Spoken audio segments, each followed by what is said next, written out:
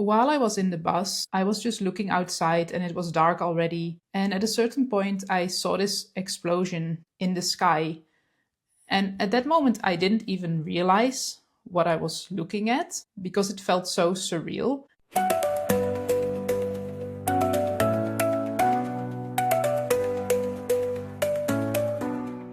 Hi, and welcome to Beyonder the podcast. I'm your host, V, and today we're going to talk about a personal story of mine.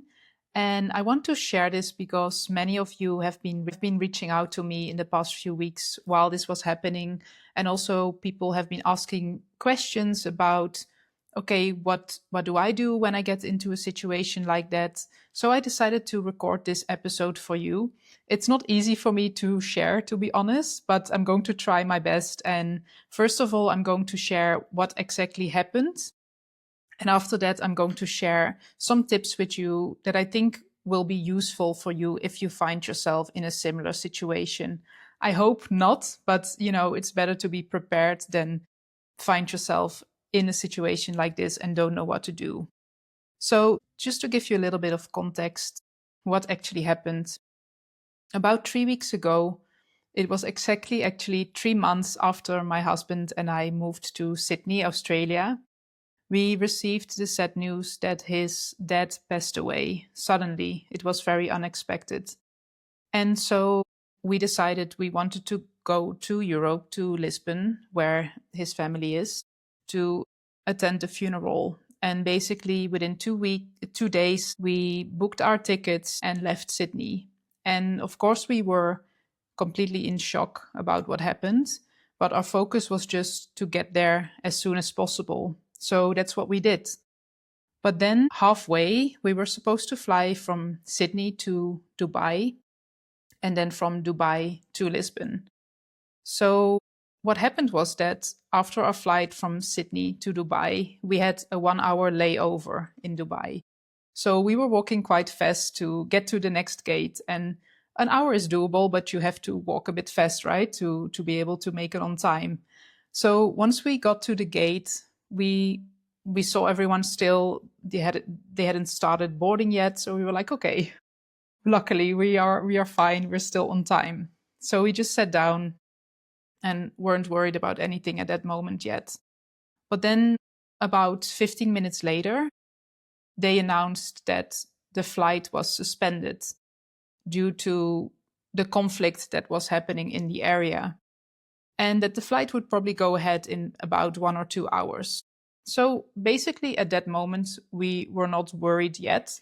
Of course, delays are never ideal, but we were just like, okay, it's going to be fine. But in the meantime, I already started to check the news on my phone and I was like, okay, wow, this looks pretty tough. I hope we're just going to get out of here as soon as possible. So we were waiting. They even gave us a voucher to get some coffee with our boarding pass. So, we were like, okay, it's fine. We just wait, no problem. But then after about an hour of waiting, they announced that all flights were cancelled for that day.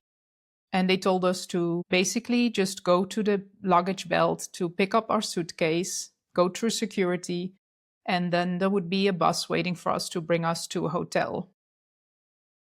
So, of course, we were like still in shock about what happened before, right? So, we were not even thinking straight. We hadn't slept much for the last 2 days.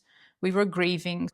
Usually, in a situation like that, you get stressed and worried, but we were just so out of it in a way that we were just like, okay, then that's what's going to happen. We will fly tomorrow, hopefully. So, not even really feeling the severity of what was happening yet. But of course, you do feel uncomfortable already because you're like, oh my God, this is bad. If they cancel all the flights today, something bad is happening. So we just did what they said we had to do. We went through security. Of course, there was a long queue because everyone wanted to leave the airport. So we waited for 45 minutes at security. Then we waited for another 2 hours for our suitcase. And our suitcase wasn't there. And we were like, okay, this is taking a long time. So eventually my husband said, you know what? I'm just going to walk around and see if they perhaps put our suitcase somewhere else. And at first I was like, yeah, but they told us to wait at this belt. So why would they be anywhere else? Right. But 10 minutes later, he came back with our suitcases. So apparently they were just dropped somewhere else. And luckily, he had the idea to look around. So, okay, we crossed those two steps, the security, the suitcase. Then the next step was to wait for the bus. There wasn't like an immense queue at the airport, hundreds of people waiting in different queues. It was a bit chaotic. And at the same time, I felt like they were trying to really do their best to organize it. But of course, when something like this happens so suddenly, it's almost impossible to avoid chaos, I would say, because there are suddenly so many people who all want to go to the same place. So, yeah, it was chaotic. And of course, everyone is stressed. Everyone was dealing with their own problems. We also spoke to some other travelers who had lost someone who were also on their way to a funeral. And, like people are not just traveling for fun. Like, of course, there were a lot of people traveling there for vacation as well. So maybe they were in a different mindset. But there were so many people like us as well who were traveling for other reasons. And all you want at that moment is just to go home. So we were waiting maybe for about an hour in this queue. And suddenly someone came up to us and guided us through another queue. And he was just like, okay, just follow me. So with like a small group of 20 people, we were guided towards an elevator, towards a different part of the airport, and we were brought into a bus. So it seemed that at that point they were just guiding little groups to different buses to speed up the process. Then another 30 minutes later, after waiting in the bus, they got the final confirmation about which hotel they could bring us to. So finally, we were going to the hotel. This was maybe about 5 hours after we received the news that the flights were cancelled. And while I was in the bus, I was just looking outside and it was dark already. And at a certain point, I saw this explosion in the sky. And at that moment, I didn't even realize what I was looking at because it felt so surreal. The only thing that I was thinking about was, okay, this cannot be a plane because the flights are cancelled. So, what is this? And only later, when I was reflecting on this moment, I realized that it was probably a missile or a drone that they shot out of the air. And that's also when I got scared because then I felt like, okay, this was really close. And suddenly I find myself in this war zone while I was on my way to Europe for a funeral. And it just didn't make any sense. Everything felt so surreal. I was dealing with one shock of the grief. And then at the same time, I had to deal with this new reality that I was suddenly in. And it just didn't make any sense at all in my mind. So then we got to the hotel, and the people were really nice, I have to say. They were just very friendly. They checked in and they said, the restaurant is still open. Usually we close, but you must be hungry. So, get some food. And we stayed there and we didn't have to worry about paying anything. Everything was covered. The stay at the hotel, the meals. So that also gave a sense of peace while everything was so unsafe and uncertain that you feel like, okay, at least I'm being taken care of. So the next day, there were still no flights. So we started to call the airline. We flew with Emirates and we tried to call them, but we were just on hold all the time. There was also this live chat that you could reach out to, and they completely just shut you out right away because, of course, so many people were trying to contact them at the same time to rebook their flights, to get more information. But we were like, no, but we have to get there as soon as possible. So we just kept on trying for hours and hours. And eventually we were able to rebook our flight to the next day. So just to give you the context, we arrived on Saturday and we were able to book our flight for Monday morning. But then Sunday afternoon, they canceled a flight again. There were no flights on Monday. And that's when we really got stressed. We were like, okay, this is a situation. This can take a long time. And you have no idea how long it's going to be. And the first night, when we were staying at the hotel, in the middle of the night, the alarm went off on our phone. It was this sort of emergency alert. And since we hadn't slept the nights before, and we were dealing with the change in time zones and having this jet lag, in the beginning, we didn't even realize what was happening. I was like, I didn't remember I put my alarm at this time. I actually did put my alarm every 2 hours to wake up and check if there were any updates on the flight. But at that time, I was like, no, this cannot be my alarm. So I just turned my phone off and went to sleep. Until an hour after my alarm went off, I checked my phone and then I realized this emergency alert, which basically said that you had to stay indoors, you couldn't come close to the windows, and you just had to, try to stay safe, don't go anywhere, all of that. So when we saw the message, we just decided to stay in our hotel room. Afterwards, we heard that many hotel guests went to the lobby and spent the night there. I also saw videos online of people who actually went into the basement of a hotel or into the garage. In our perspective at that time, we didn't even think about leaving our room. We just felt safe in our room. We also stayed on the first floor, so of course that also helps with safety. But then the next morning when you talk to people in the hotel, you realize like, oh, wow, okay, should we have done that as well?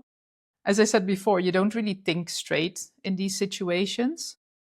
You just focus on the present and act in a way that you think is best at that moment. And also everyone responds differently when they're afraid.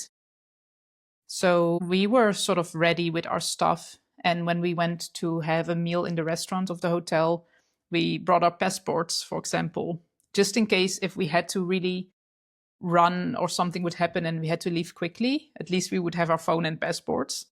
But there were also other guests in the hotel who had a whole backpack with them, an emergency kit.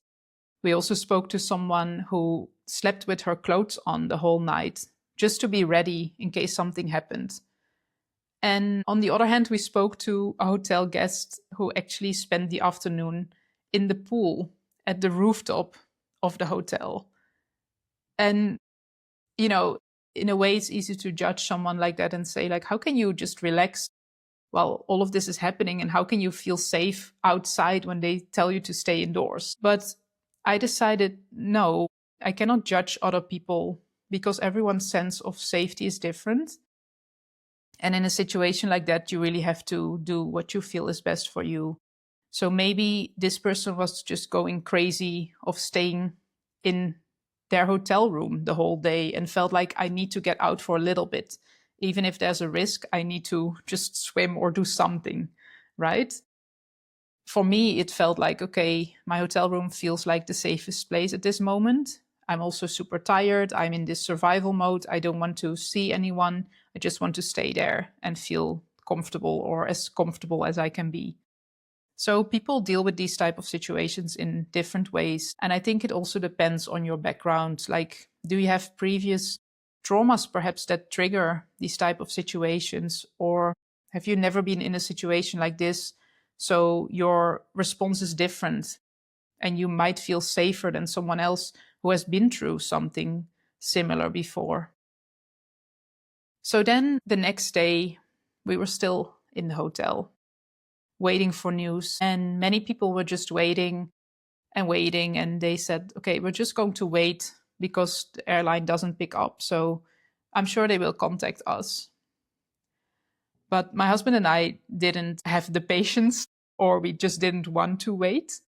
We wanted to be proactive because we felt that so many people were calling at the same time. So they would prioritize the people who would make a call instead of reaching out to people, right? They wouldn't have the time to reach out to people because the lines were so full all the time. So the next day on Monday, we spent another, I don't even remember how many hours on the phone to try for someone to pick up.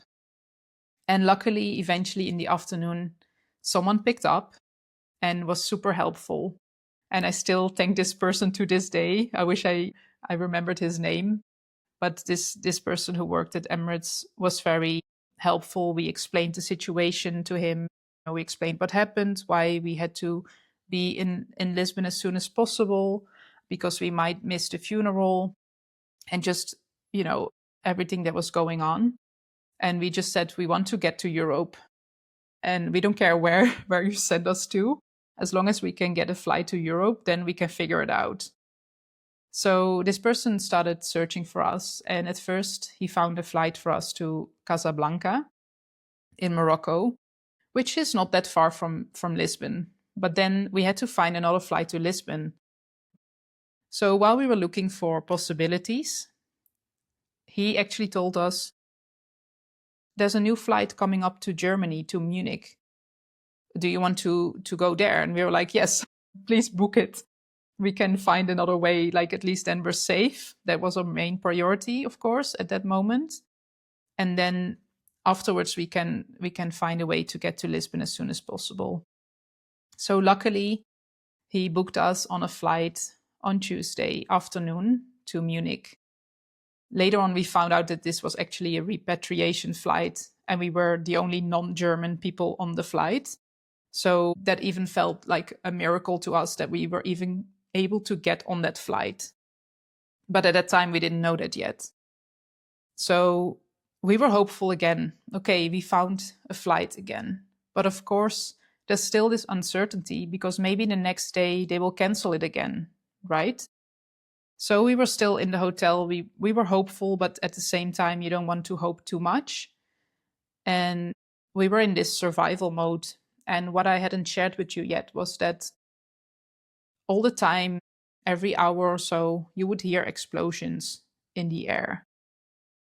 And I think that was really what made me feel the most unsafe. Even though many people said, and I also read it on the news, like they have a really good protection system, and most of the drones and missiles are being intercepted. That was also what I was trying to tell myself. But in your body, it does feel different at the same time. As I just said, like everyone responds in a different way. And for me, hearing those explosions, it really made me feel unsafe.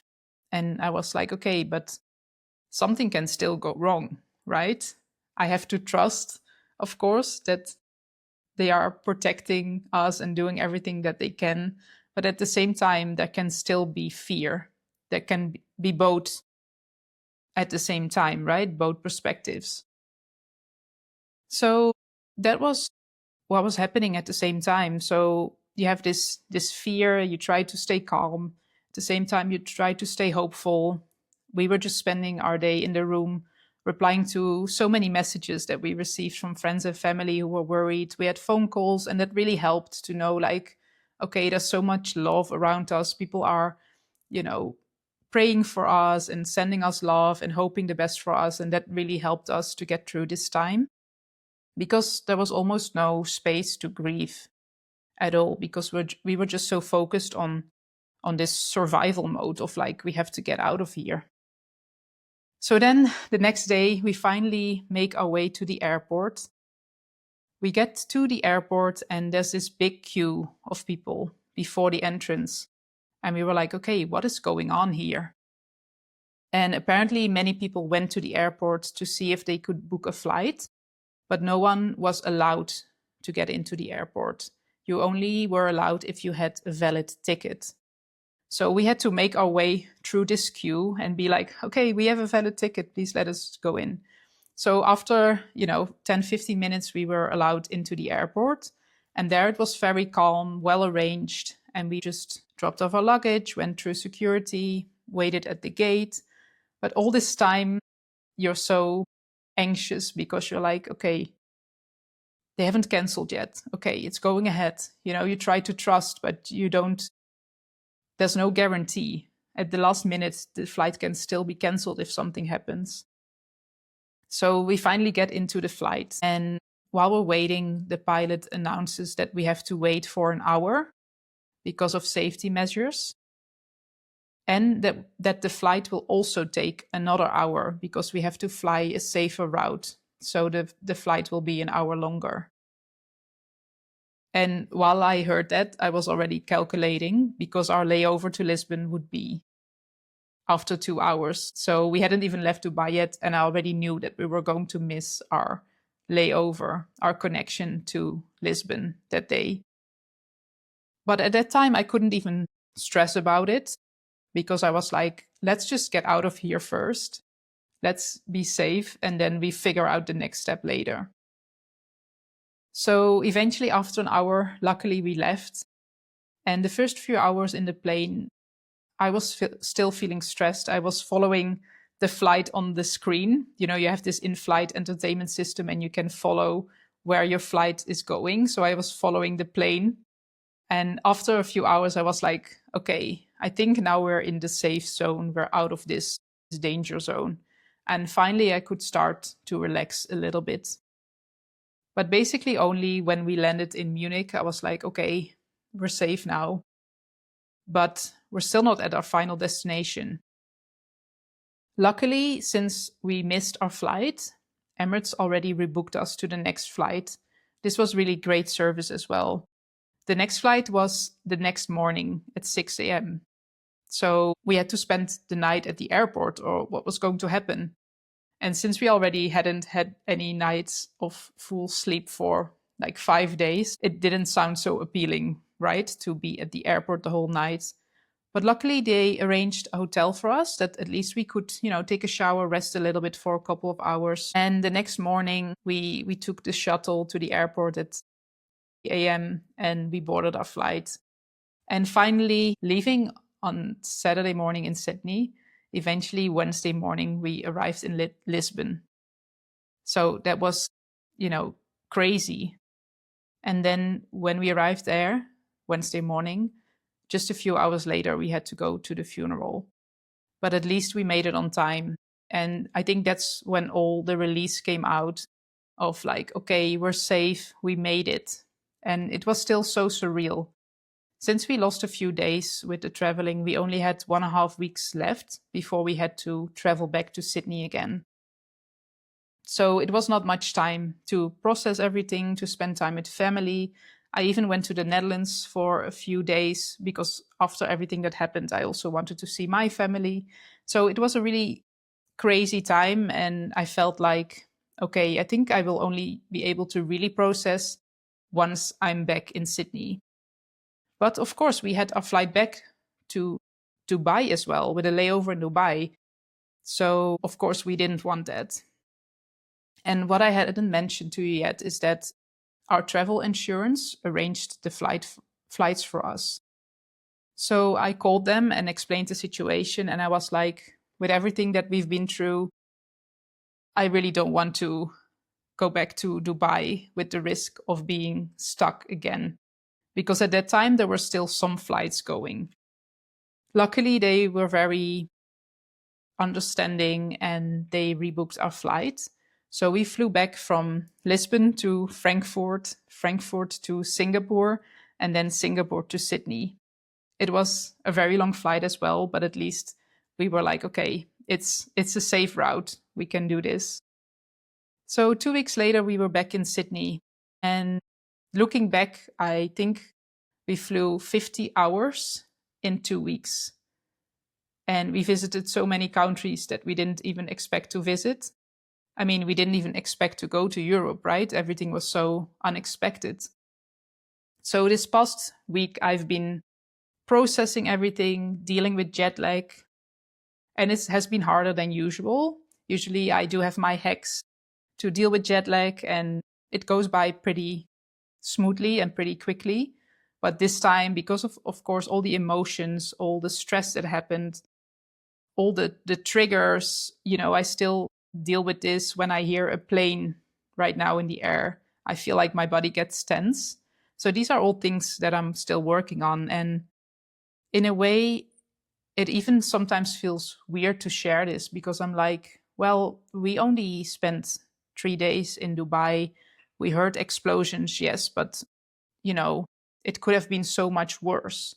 And then I'm thinking about people who have been spending weeks or months or years in a war zone and have seen, the damage, or have seen way worse things up close and maybe have lost people. And I cannot even imagine what those people go through. And of course, my own feelings are valid as well. But when I think about this, my heart really goes out to people who are in those really bad situations, because I cannot even imagine how you can deal with all of that. So, this is the story of what happened. I thought I would keep it short, but eventually it's a bit longer. But thank you for listening and for, following me along. So I wanted to share a few tips with you before I wrap up, to help you in case you perhaps have a flight booked or you are living abroad and you're like, okay, I don't know what's going to happen because the world is in such an uncertain place at the moment. So first of all, as I said, my travel insurance helped a lot. They covered all the flights. And I think this is something I always recommend to someone when you live abroad, but also when you travel. Make sure you have a good travel insurance, that in case something happens, you don't have to figure everything out by yourself. When we heard the news of my husband's dad's passing, we couldn't think straight. And it was so helpful to just call a company to say, like, okay, this is what happened. Can you help us? And they just arranged the flights for us, because you cannot think straight anymore. You don't have a clear mind. And it's really helpful also when something else goes wrong while you're traveling, that you can rely on a travel insurance. But it's good to just check, what they cover, because especially situations like wars or natural disasters, sometimes it's not covered by your insurance. So it's really good to just check the policy before you commit to anything, so that you know what you can expect from them when you need it. Another thing that I would advise is to really be proactive. When you have a flight booked already and you're not sure if it's going ahead or not, don't wait until the last moment, but really just call the airline and see what the options are. Right now, many times you can just cancel your flight and get a refund. One of my friends recently also just canceled because she also didn't want to fly back home via Dubai. She got a refund and was able to book via another route. And actually, she flew from Australia via LA back to Europe. So instead of Asia. So there are different ways if you need to make this cross overseas to, find the safest route for you. So don't wait until the last minute. Also, prices are just increasing every day, and there are not that many seats available. So I would really recommend you just be proactive, call, get your information, ask questions to people who have gone through it. If you have any more questions, maybe there's something I didn't share, just reach out to me. I'm happy to help. I think, in situations like this, all you want is to get some information and for someone to help you. So feel free to reach out if you have any questions. And my last tip, if you end up stranded like I did, make sure you register with your embassy. Sometimes they can help with repatriation flights or have more information or are able to support you. In my case, honestly, it was not so helpful. I registered with the Embassy of the Netherlands, and they basically sent an email to fill in a form, and then they would just see who was in the area. But basically, you were only allowed to fill in the form if you were Dutch and if you were living in the Netherlands. And since I'm living in Australia, I wouldn't get their support. It was basically like, well, you moved somewhere else, so that's your problem. And at the same time, I'm also not a citizen of Australia, so they also wouldn't help me. I just have a visa here. So basically, I realized that I was in this gap. There was no country that was going to help me. I don't know if eventually, if things would go really bad, I mean, someone would help you, right? At least that's what I hope. But it's not a nice feeling to realize, like, okay, basically I'm in this gap and there's no situation that applies to me. So this is something that you can check as well. Every country is different. So maybe you have more luck when it comes to your embassy. But especially if you're living abroad, there might be different situations applicable. So it's good to already check that out. And if you can register so that at least they know that you are in the area.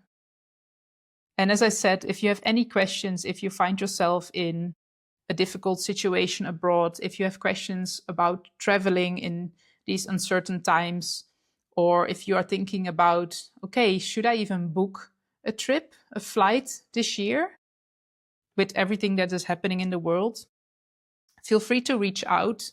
In this case, I would also just really think about what feels best for you at the moment and don't make decisions based on fear, but just make informed decisions before you take action. But feel free to reach out, and I'm always glad to help or to listen. So thank you so much for listening. Don't forget to subscribe to this podcast so that I can grow my audience. And don't forget to like or leave a review if you enjoyed this. And I will see you in the next episode.